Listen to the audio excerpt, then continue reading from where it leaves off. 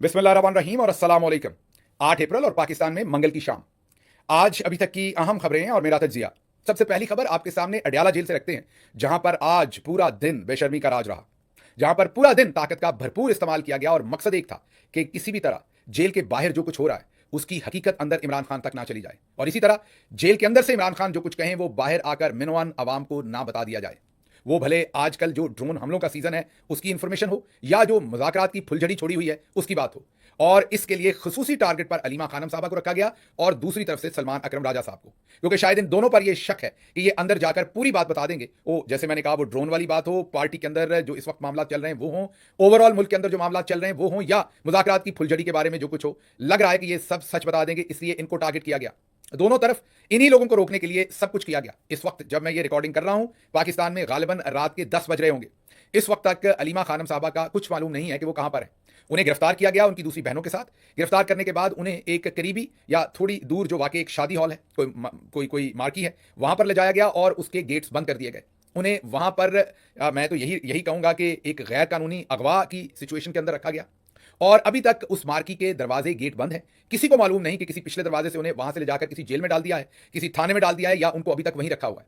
हाँ, ये बात जरूर है कि उनकी दूसरी बहनों को ये ऑफर दी गई थी अलीमा खानम से अलावा, जो हमें पता चला मीडिया से, जाहिर है उनसे तो हमारी बात नहीं हुई, कि वो मिल सकती हैं लेकिन अलीमा खानम को मिलने की इजाजत नहीं है ना मजे की बात। उन्होंने कहा कि आप सब मिल लें लेकिन अलीमा खानम नहीं मिल सकती, जिस पर बहनों ने कहा कि नहीं, हमें ऐसी मुलाकात कबूल नहीं है, हमारा खानदान है, हमारा भाई है, हम में से किसने मिलना है ये हमारा फैसला है, आप कैसे पिक एंड चूज कर सकते हैं। उन बहनों ने भी जब इनकार किया और कहा कि अलीमा खानम भी साथ मिलेंगी, तो फिर उनको गिरफ्तार कर लिया गया। और गिरफ्तारी से पहले वहां पर वर्कर्स के ऊपर कुछ धक्कम पे लाठीचार्ज, जो भी जितने भी वर्कर वहां पहुंचे थे, ताकत का भरपूर वहां पर इस्तेमाल किया गया। हमारे एमएनएस भी वहां पहुंचे, वुमेन विंग भी वहां पहुंचा, और जाहिर है अलीमा खानम साहबा ने हालांकि ट्वीट करके मना किया था सबको कि आप ना आए, ताकि ये बाद में ये हवाला इस्तेमाल ना करें कि वहां पर कोई बहुत बड़ा क्राउड आ गया था, लॉ एंड ऑर्डर की सिचुएशन थी, उसको काबू करने के लिए हमें ये करना पड़ा, वो करना पड़ा। इसलिए उन्होंने वाज़ेह ट्वीट कर दिया था कि किसी धरने का आज मैं ऐलान, अवामी धरने का, उन्होंने खुद अपना धरना देने का ऐलान कर रखा था, लेकिन पार्टी के लोगों को उन्होंने कहा था कि आप बेशक ना आए। एक तरफ तो ये होता रहा अलीमा खानम साहबा के साथ, दूसरी तरफ सलमान अकरम राजा साहब को सिंगल आउट किया गया।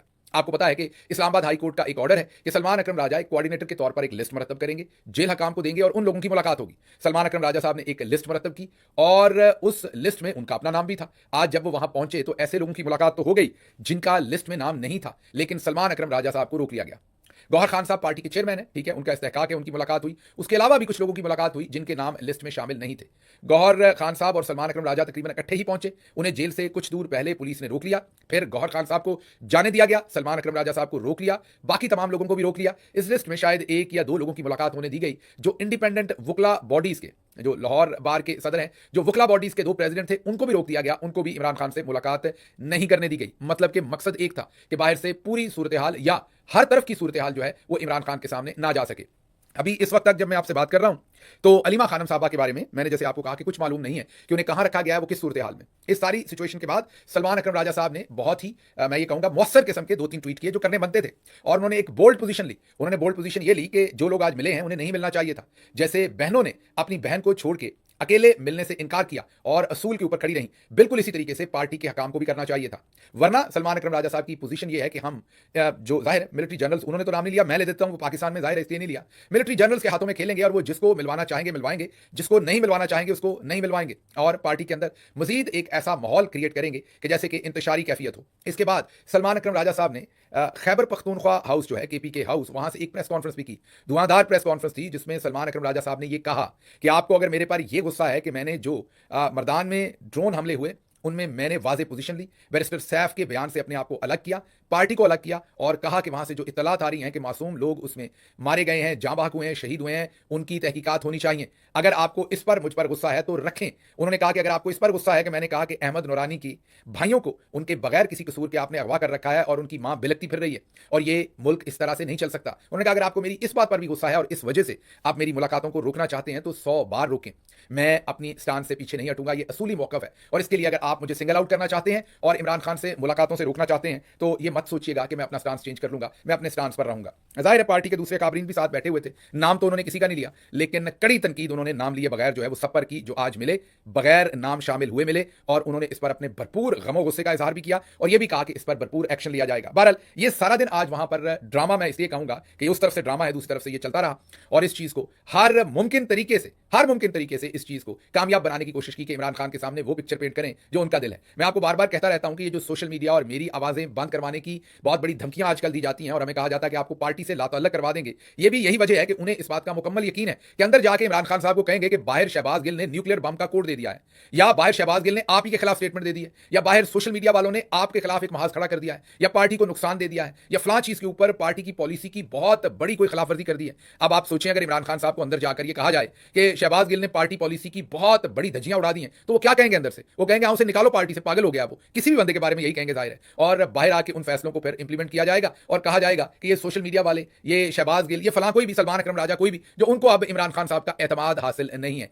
ये सब कुछ करने के लिए वहां पर अलीमा खानम साहबा को, सलमान अकरम राजा को रोकने की भरपूर कोशिश जो है वो आज भी की गई है। बल्कि हैरानी की बात तो यह है कि वहां पर एक मोहतरमा जिन्हें कोई नहीं जानता, जरूर पार्टी की कारकुन होंगी, मैं ये नहीं कह रहा, लेकिन कोई नहीं जानता, उनको आज मिलवा दिया खान साहब से। बहनों को नहीं मिलवाया। चौधरी साहब के काम देखें और हरकतें देखें। बार आगे चलते हैं, अगली खबर भी बहुत ही इंपॉर्टेंट है जो आपके सामने रखनी है। वो आज आर्मी चीफ ने खिताब किया है, कोई माइनिंग मादनियात से रिलेटेड आज एक कन्वेंशन हुआ, एक कॉन्फ्रेंस हुई इस्लामाबाद में, जिसमें आर्मी चीफ खड़े थे। उनकी एक तरफ जनाब फॉर्म 47 के वज़ीर आज़म शहबाज शरीफ खड़े थे, कोट पहना हुआ था, उन्होंने बटन बहुत ही सख्ती से बंद किए हुए थे, लग रहा था कि उन्हें बहुत सर्दी लग रही है या कोई उन्हें और खतरा है। बहरहाल बड़े कस के बटन उन्होंने बंधे हुए थे। उनकी दूसरी तरफ लाल सूहे जोड़े में, जी हाँ बिल्कुल, मुझे नहीं पता ये इसे कौन से वाला रेड कहेंगे, मैं इतना ज्यादा, मर्द वैसे भी थोड़े अक्सर सबको तो नहीं कह सकता, कलर ब्लाइंड होते हैं, मैं कुछ इतना एक्सपर्ट नहीं हूं। बहरहाल बहुत ही लाल जोड़ा था। अमूमी तौर पर शादियों पर दुल्हनें ऐसा जोड़ा पहनती हैं, मेरी बाजी ने वैसा ही जोड़ा ज़ेब-ए-तन किया हुआ था, बिल्कुल सुर्ख, और बहुत ही थोड़ी एंशियस थी वो।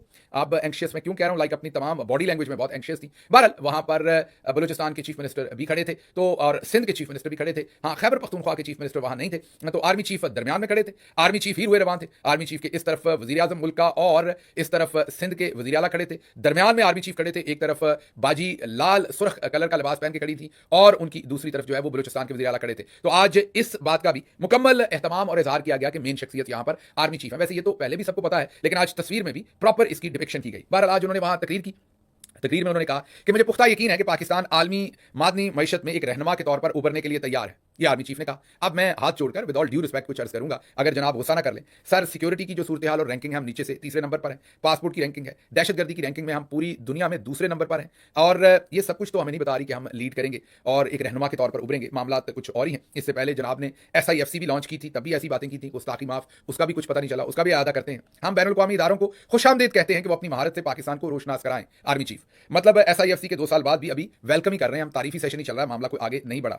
सरमायाकारी के मौके तलाश करें और वसाइल की वसी सलाहियत की तरक्की में हमारे साथ शराकदारी करें, ये आर्मी चीफ ने कहा। सरमायाकारी के मौके की तलाश तो करनी चाहिए, लेकिन पिछले 50 साल की तारीख में सबसे कम सरमायाकारी पिछले साल हुई है। मैं नहीं कह रहा, शहबाज राणा साहब की ये रिपोर्ट थी कि 50 साल का रिकॉर्ड टूटा है, बैरूनी सरमायाकारी सबसे कम हुई है पिछले 50 साल में। मसला कुछ और है, और मसला आपको भी समझना पड़ेगा आर्मी चीफ साहब। मसला अदम इस्तेहकाम का है, मसला रूल ऑफ लॉ का है। तो सरमायाकारी ऐसी किसी जगह पर नहीं आती जहां अदम इस्तेहकाम हो, पॉलिटिकल इंस्टेबिलिटी हो, और हमारे यहाँ तो सिक्योरिटी की इंस्टेबिलिटी भी है, दहशतगर्दी है, लॉ एंड ऑर्डर का मसला है। तो यहाँ पर तो मामला जो है वो खराब है। फिर उन्होंने कहा कि पाकिस्तान की मादनियात की जो दौलत को अखज़ करने के लिए इंजीनियर्स, जियोलॉजिस्ट, ऑपरेटर और बहुत से माहिर कारकुन दरकार हैं। आर्मी चीफ साहब बिल्कुल दरकार हैं, लेकिन उसके लिए हमें किसी की तरफ तो देखने की जरूरत नहीं है। हमारे पास 15 करोड़ नौजवान हैं, 60% आबादी नौजवानों की है। और कल की खबर यह थी कि Islamic international university, federal Urdu university और कायदे आजम यूनिवर्सिटी, इन तमाम यूनिवर्सिटीज़ के पास फंड्स नहीं है और ये शदीद माली मुश्किलात का शिकार हैं। तो हमने क्या, हमारी तो सारी यूथ जो है वो डंकी लगाकर कश्तियों में, समुद्रों में डूबती हुई मुल्क से बाहर जा रही है, ब्रेन ड्रेन हो रहा है। तो ये जो 15 करोड़ नौजवान हैं, इनके होते हुए आपने कहीं बाहर देखना है ये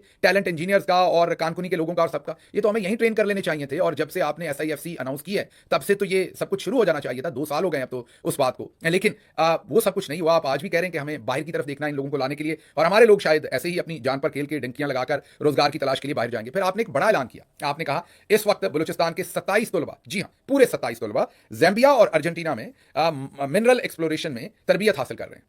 माशाल्लाह, बहुत बड़ा नंबर दिया सर आपने। 60% आबादी जो है वो नौजवानों की है। उस 60% में से तकरीबन आप ये कह लें कि 15 करोड़ बनते हैं पाकिस्तान की पूरी आबादी में। सिर्फ 27 लोग, सर नंबर कुछ ज़्यादा बड़ा नहीं दे दिया? 27, पूरे 27 लोग कानकुनी की सर तरबियत ले रहे हैं, और वापस आएंगे तो पाकिस्तान को तो ये बदल डालेंगे। नंबर बहुत बड़ा है सर, जरा थोड़ा सा गौर कर लें दोबारा। सिर्फ 27 लोग। बहरहाल आपकी मर्जी, आप इन 27 के साथ भी क्या करवा दें। फिर कहा कि इक्तिसादी सलामती कौमी सलामती के एक अहम जुज़ के तौर पर उभरी है। सर 2021 की रजीम चेंज के बाद माशी इंडिकेटर गवाही दे रहे हैं कि इक्तिसादी और कौमी सलामती दोनों बदतरीन सतह पर हैं। आपको सोचना पड़ना है कि फिर क्या गलत किया गया। पाक फौज अपने शराकतदारों और सरमायाकारों के मफादात और एतमाद के तहफ़्फ़ुज़ के लिए एक मजबूत सिक्योरिटी फ्रेमवर्क और फाल इकदामात को यकीनी बनाएगी। सर ये पाक फौज कहीं और से आई हुई है? तो यहां पर पाक फौज कहने की बजाय आप कहते हैं कि पाकिस्तान ये करेगा। लेकिन क्या अब आप सिर्फ इदारे को रिप्रेजेंट कर रहे हैं, पाकिस्तान को नहीं कर रहे? सर ये समझ नहीं आई। पाकिस्तान में अपस्ट्रीम और डाउनस्ट्रीम मादनी सनतों की तरक्की को भी यकीनी बनाया जाएगा। सर ये जो तरक्की को और सिक्योरिटी को यकीनी बनाना है, माजरत के साथ चीनी हुकूमत ने पाकिस्तान में काम करने के लिए शर्त रखी थी कि वो अपनी सिक्योरिटी का बंदोबस्त खुद करेंगे। आप खुद सोच लें कि ये दूसरे लोगों को क्या इस खबर का नहीं पता? फिर 2022 से 2025 तक लार्ज स्केल मैन्युफैक्चरिंग या कोई एक सनत जिसने तरक्की की हो, आप बता दीजिए। क्या इन हालात में कुछ ऐसा फर्क पड़ता है कि आप ये क्या बड़े बड़े ऐलान करते हैं, क्या इन लोगों को नहीं पता? ये बात अहम है कि लागत को बेहतर बनाने और मंडियों को मतनू बनाने के लिए पाकिस्तान में रिफाइनिंग और वैल्यू एडिशन में सरमाया की जाए। हमने वैल्यू एडिशन में क्या करनी है? हम तो बेसिक काम जो हमारे थे, प्रोडक्शन थी बेसिक किस्म की, हम कपास, हमारी ज़रात, वो सब उड़ गई। तो वैल्यू एडिशन तो सर बहुत आगे का काम है। हमने तो जो कामों में हम बेहतर थे उनमें अपनी धज्जियां उड़ा दी हैं। फिर आपने कहा कि पाकिस्तानी अवाम के पैरों के नीचे वसी मादनी ज़खायर, हाथों में महारत और शफाफ मादनी पॉलिसी के होते हुए मायूसी और बेअमली की कोई गुंजाइश नहीं। बिल्कुल सर, ये जरा उनको भी बता दीजिएगा जो डंकियां लगाकर जा रहे हैं और अपनी जानों को समंदरों के हाथों में छोड़ रहे हैं। ये जो बिजली के बिल नहीं जमा करा सकते, जो बच्चे बिलक रहे हैं, भूखे हैं, ये उन सबको भी प्लीज़ बताइए कि आपके पाँव के नीचे मादनी आता है, आप बड़े रिच हैं।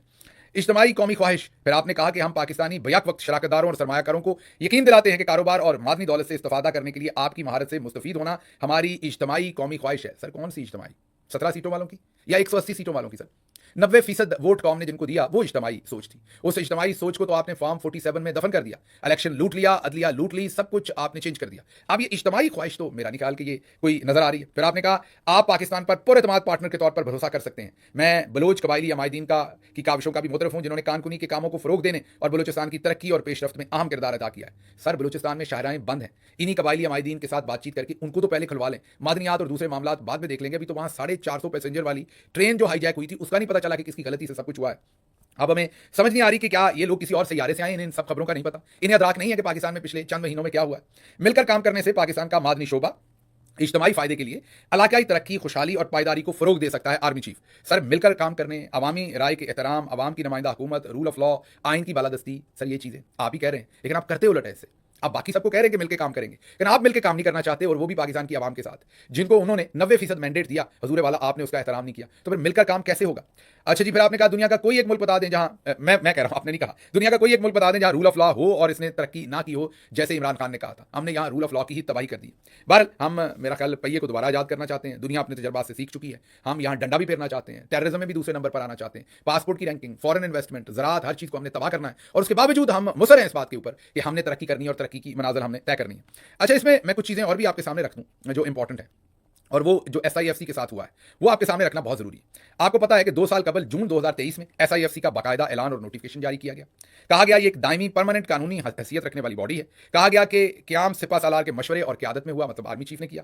SIFC की तरजीह शोबाजात की जो लिस्ट है उसमें ज़राअत, मादनियात, IT सेक्टर और दिफाई पैदावार है। फिर उसमें हमने देखा बैरूनी सरमायाकारी के जरिए ऐलान होने वाले जो मनसूबा जात आपने बताया। आपने कहा सऊदी अरब से $10 बिलियन की ऑयल रिफाइनरी आएगी। कतर और UAE की सरमायाकारी की ख्वाहिश आपने बताया कि वो सरमायाकारी यहाँ करना चाहते हैं। कराची पोर्ट एग्रीमेंट जो है उसको आपने कहा कि उसको दुरुस्त करना है। फिर आपने कहा कि और उसमें से सरमायाकारी आनी है। फिर आपने कहा कि रूस से हमने युआन में तेल की खरीदारी और समुद्री तजारत का आगाज करना है। फिर आपने कहा कि इलाकाई बैनुल-अक़वामी तजारती तल्लुकात कायम करने हैं, जिससे तुर्की, ईरान, सेंट्रल एशिया से तजारती तल्लुकात और बार्टर ट्रेड का आगाज करना है। फिर आपने कहा कि LNG मादे और CPEC की फरोग आपने करनी है। फिर आपने कहा कि फौज को SIFC में कलीदी किरदार दिया गया है और अब कामयाबियां ही कामयाबियां होंगी। फिर आपने सबसे बढ़कर कहा कि सिपा सालार की कोशिशों से सऊदी अरब, UAE, कतर और कुवैत से $100 अरब की इन्वेस्टमेंट आएगी।